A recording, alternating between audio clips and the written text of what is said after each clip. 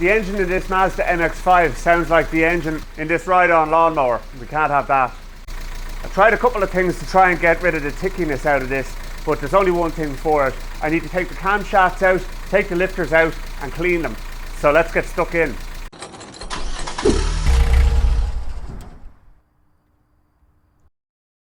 That's when the engine's warmed up. It sounds like absolute death when the engine's cold, and it is absolutely gutless. It's quite down on power as well. There is an audible misfire as well as the tickiness. So to me, it smacks of a stuck exhaust valve lifter. So what we're going to do is we're going to start on the exhaust side, get that camshaft out, clean all the valve lifters, and then go on to the intake side. So we have a bit of a strategy here. First things first, I need to get a bit of access and get the timing belt off.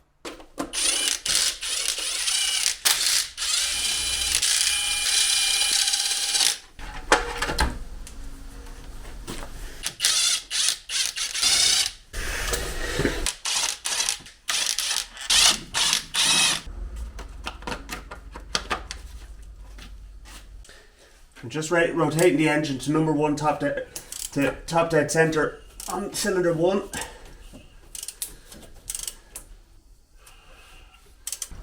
Don't like the way they do the timing marks on these, it's very vague. So that is top dead center on number 1.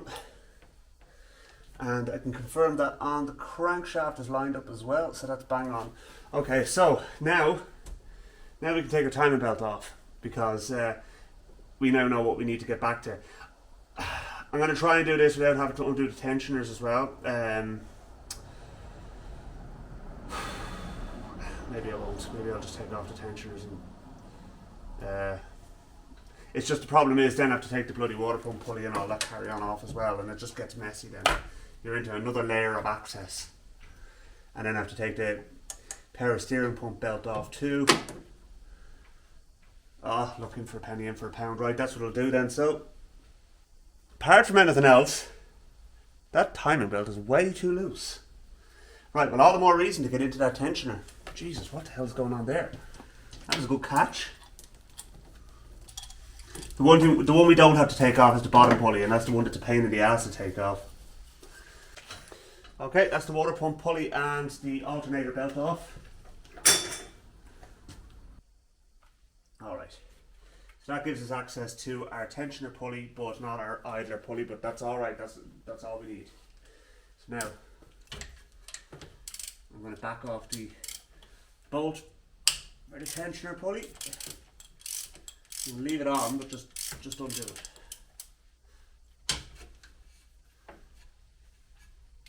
Might just unhook the spring from it as well.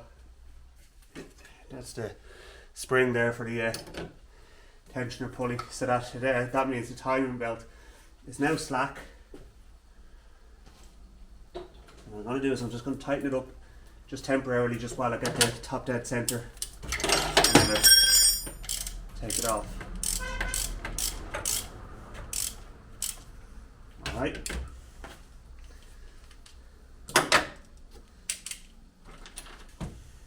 I don't think the belt was so loose that we were in any fear of skipping a tooth or anything like that, but it was still far too loose. I don't know why it went like that. I got tension correctly when I did it. So let's see now. Okay, so now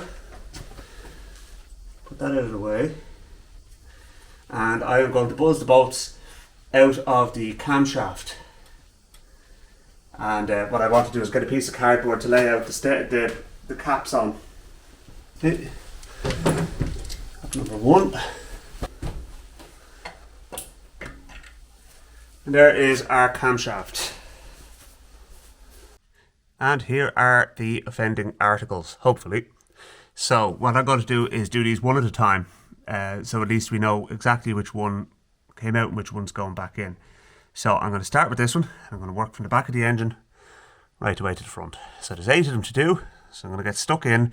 I'll do one of them on camera, and then I'll do the rest of them off camera.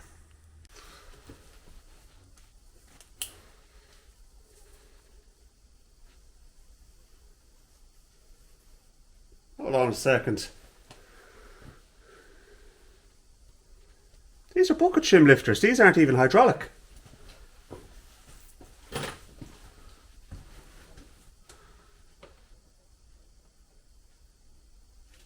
the hell?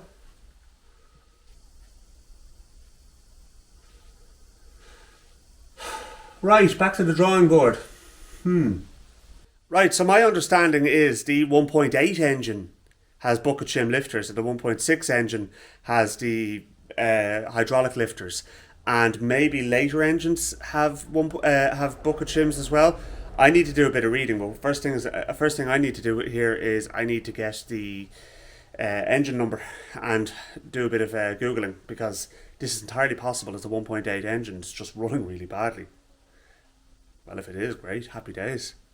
This car has proven to be a great big hodgepodge of mismatched parts from day one, so there's only one solution for this. I got on to our good friend Robert Maguire, who fixed me up with this cylinder head here, which is off an NA and will bolt straight onto that head, and this has hydraulic lifters in it, so that is the head we actually need. It may seem drastic, and I'd say there's a few of you out there thinking, oh, the solid lifter heads are better and all of this kind of stuff.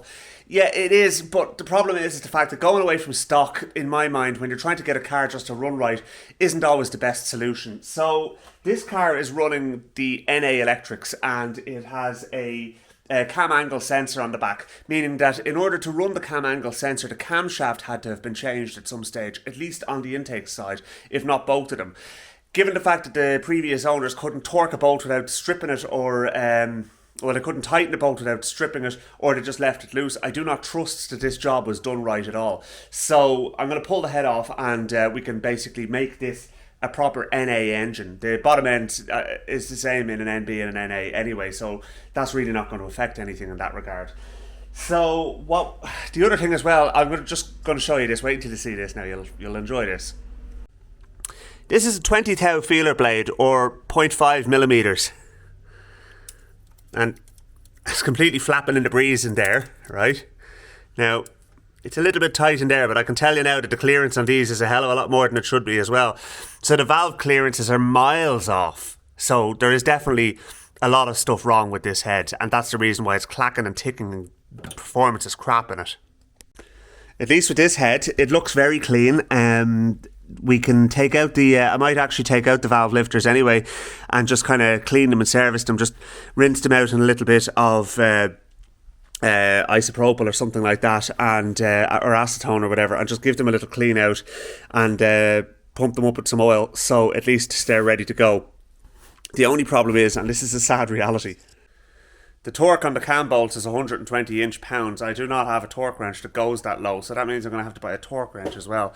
Either way, I was going to have to do that. I was going to have to get it for the other engine too, but it's just more annoyance. To be honest with you, it's one of those things I needed to get anyway, so I may add it to my shopping list.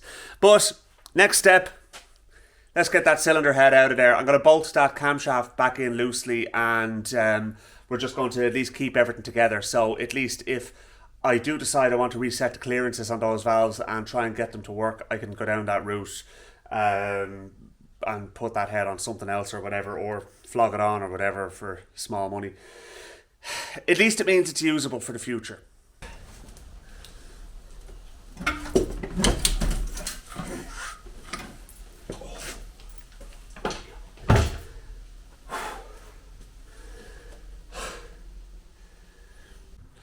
Okay, now we have a perfect opportunity to do a bit of inspecting of the inside of the engine. Firstly, what you can see is you can still see some of the cross-hatching marks on the inside of the cylinders, which is fantastic. That's already a good sign. Now, there is a little bit of a ring ridge at the top, but we're just going to have a look and see now. I was looking at the other cylinders. I mean, that could be very easily cleaned off with a little bit of a brass wire brush. It's only oily residue really, more than anything else, but we will clean that off. We'll get that all straightened out and then get the deck of the engine all cleaned up. Let's have a look at the head anyway for pig iron. Okay, so this is the old head, and you can see there's a lot of kind of deposits stuck on the valves, and some of those valves are they're just blatantly open. I mean, like, the cam isn't even on some of them, and yet they're being held open. So definitely this head was not sealing correctly. So what we might do is do a couple of experiments. I might just turn the camshafts so that the valves are actually closed definitely, and we can pop a little bit of petrol into each of these and see how long it takes for it to leak away. Before I do any of that though, I want to get the new head ready to go in. So this is the bare head basically, so the likes of the coolant neck isn't on it, and the cam angle sensor. So we're going to have to transfer those bits across. Not a big deal, but it still needs to be done. And this is as removed, so we will clean up any deposits that are on this head. But this has got the hydraulic valves for a start, so that's going to make a big difference. And yeah, I mean, by and large, it's clean. Obviously, that surface is not ideal, but when you look at how clean I have the engine, the top of the engine now, you can see now that's what we're aiming for.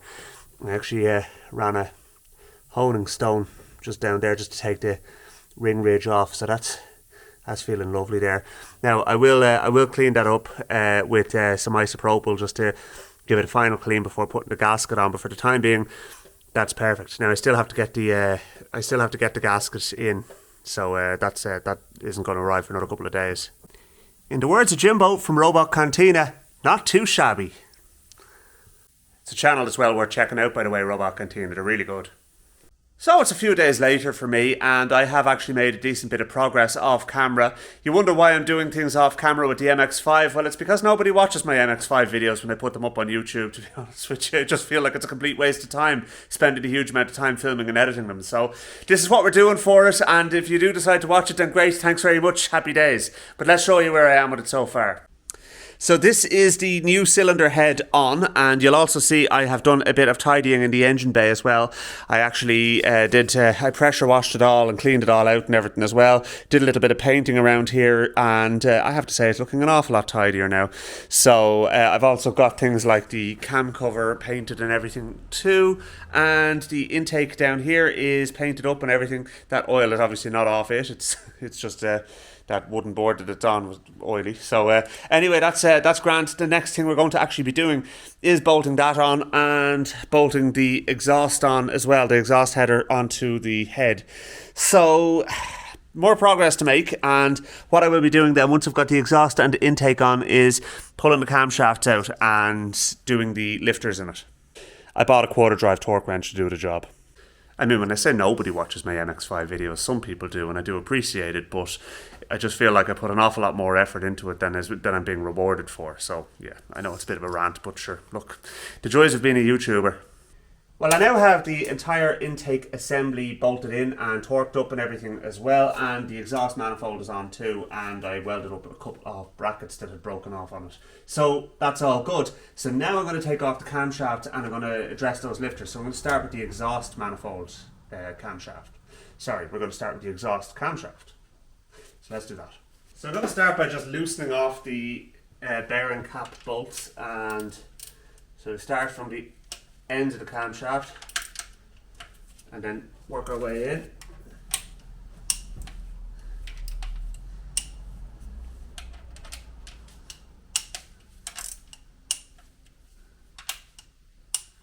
The top end gasket set I got actually came with a set of camshaft seals, so I'll actually be changing them out as well. Alright, so they're loose, so I'm actually going to buzz them off with the impact gun now. There's no torque on them, so we can just buzz them off quickly and get the caps removed. Okay. So now we're going to do these tappets or cam followers one at a time.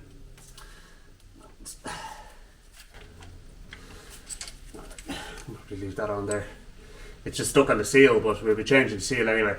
But nevertheless, that gets our camshaft out. And let's have a look at our cam followers. So we'll start at the back and work our way forward. Okay. And they are hydraulic valve lifters. Right, okay, now let's get this one onto the bench and we'll have a look and see what we're dealing with. So, evidently what we're looking for here is that the piston is free to move in there. But it is, but what we're going to do is we're going to take it out.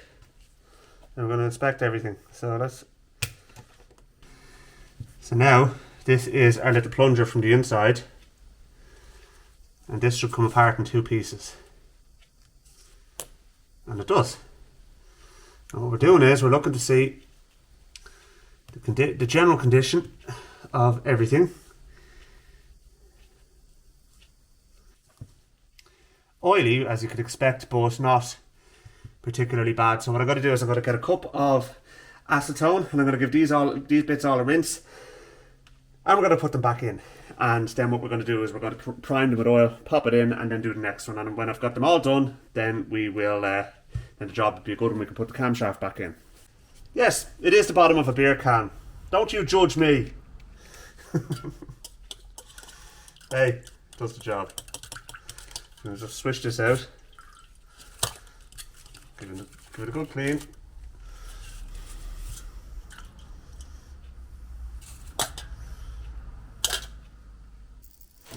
Then I'm just going to put these two pieces back together again.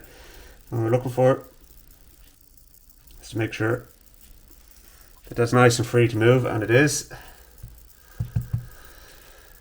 So we're going to pop this back in here.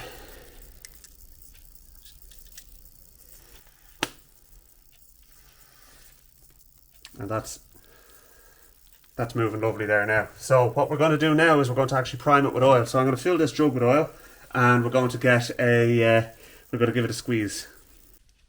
So I'm going to put this in here, and you can see the little hole there. So what we're doing is we're going to put we're going to keep on squeezing it until all the bubbles have stopped coming out.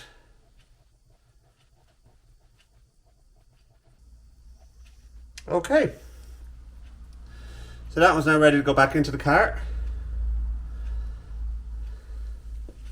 Bring it over the jug so it doesn't spill oil all over the place.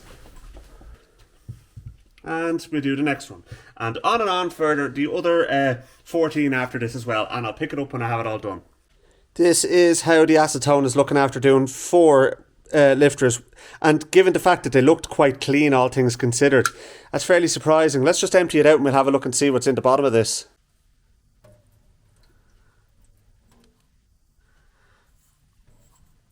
Actually, this is the second 4, and I have to say after the first 4, the acetone was even dirtier than that. There was actually quite a lot of sediment in the bottom of that.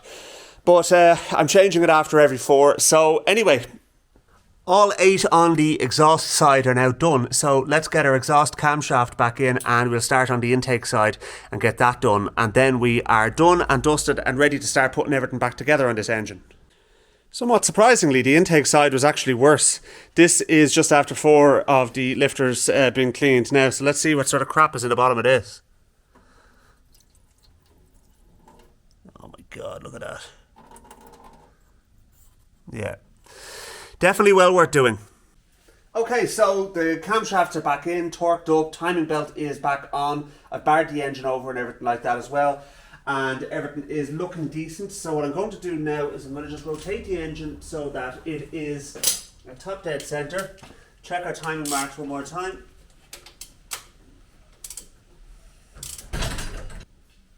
That's top dead center there now. And how are our timing marks looking? Bang on. And our belt tension's decent as well. Okay, right. Let's crank it over and get some oil pressure.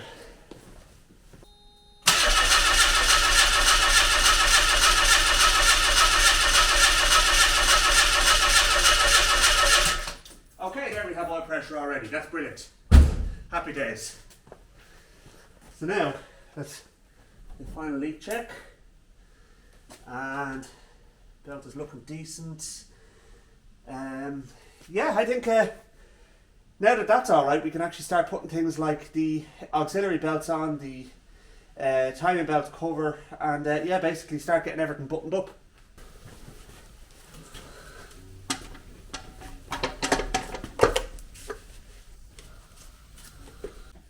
Okay, so everything is buttoned up here, so let's go for a start and see how we go.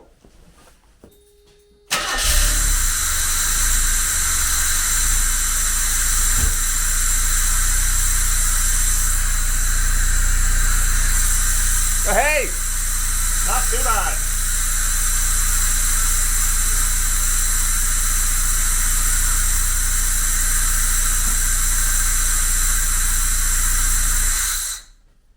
Right, so last thing I want to do now before we get all the intake pipework buttoned up and fill it with coolant, I want to get the timing set. Now that won't take too long, but still needs to be done, especially because I've had the cam angle sensor off.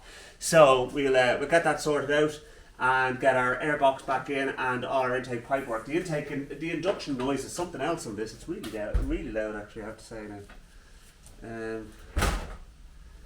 But that's fair enough. Okay, so the intake pipe work is on. We've got some coolant in it. We've got the timing adjusted to 10 degrees before top dead center. Cam angle sensor is clamped up and everything as well. So let's start it now and see how it runs.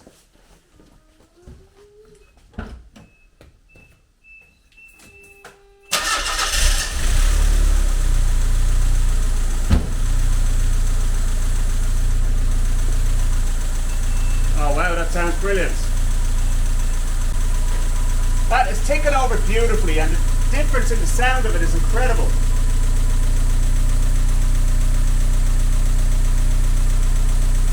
Hydraulic tappets for the win.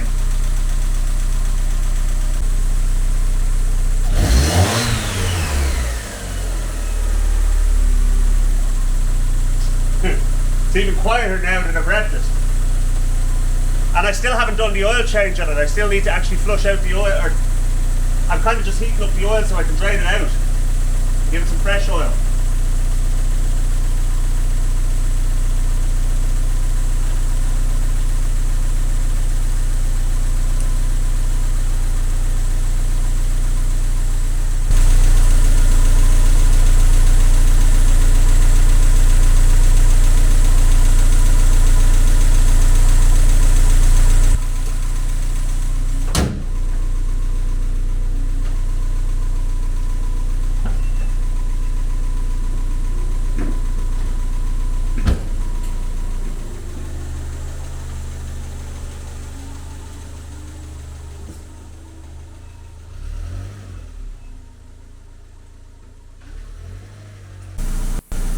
Well folks, I'm pleased to report that perfection has been achieved. It is driving absolutely perfect. I've had it out on the road and everything now as well, and I'm really happy with that end result. Loads more power in the engine and everything as well. So yeah, I can't say it was a simple fix now. It took a bit of doing. But like many of these jobs in the garage, I actually quite enjoyed it, to tell you the truth. So this is a big win for me. So yeah, please hit the subscribe button before you go. Comment down below if you have any observations or anything you want to say or whatever. I always enjoy reading them. And yeah, I'll catch you in a future video. Thanks very much for watching.